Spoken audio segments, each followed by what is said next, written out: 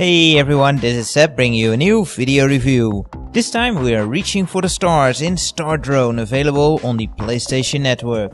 A game originally released for PC 3 or so years ago, which recently got optimized for PS3 by the Ukraine-based Beat Shapers and Orb Games. Now this is not your typical spacefaring game. It actually mixes a lot of different elements from different games. To get a basic understanding on how this game plays, think of the Pearl Star sections from Super Mario Galaxy and litter those with deadly traps.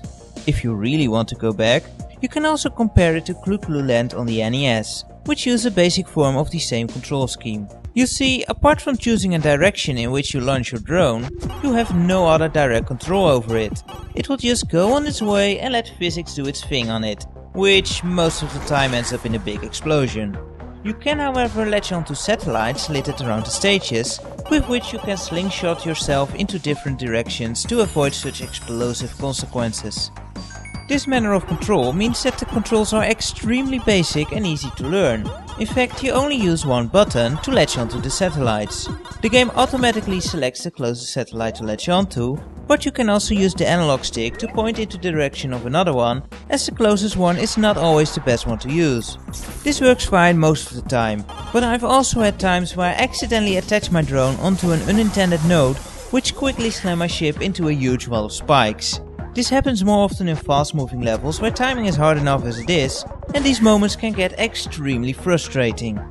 As an alternative, you can also use the PS Move, which you can use as a pointing device to select satellites, which is a more precise way. However, many levels are so crowded and require such fast reaction that this can still be very hard to pull off correctly.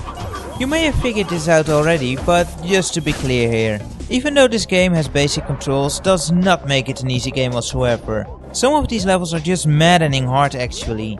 You'll find all kinds of deadly stuff, like bumpers that bounce you all over the place, missiles and enemies that hunt you down, and the ever so popular instant death spikes.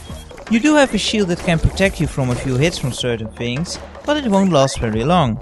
You can however defend yourself by collecting enough stars, which will trigger Command Rush mode, with which you can plow through enemies. Apart from that, you can find a few other power-ups along the way which can help you out.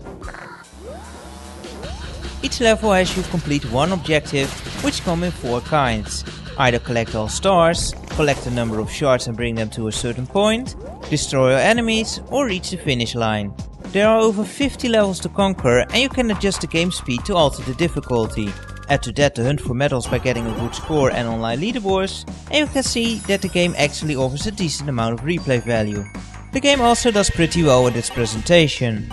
Although the techno soundtrack is nothing too special and can soon get tiresome because of a lack of tracks, the visuals are nice and vibrant. Actually, maybe they're even too vibrant at certain times, like at the end of the level where it pulls an almost Peggle-like show, which is certainly not for everyone. Sometimes there can also be too much happening on the screen at once, which makes it hard to make out where to go or where you can latch onto, or if you're playing with the move, obscure your cursor.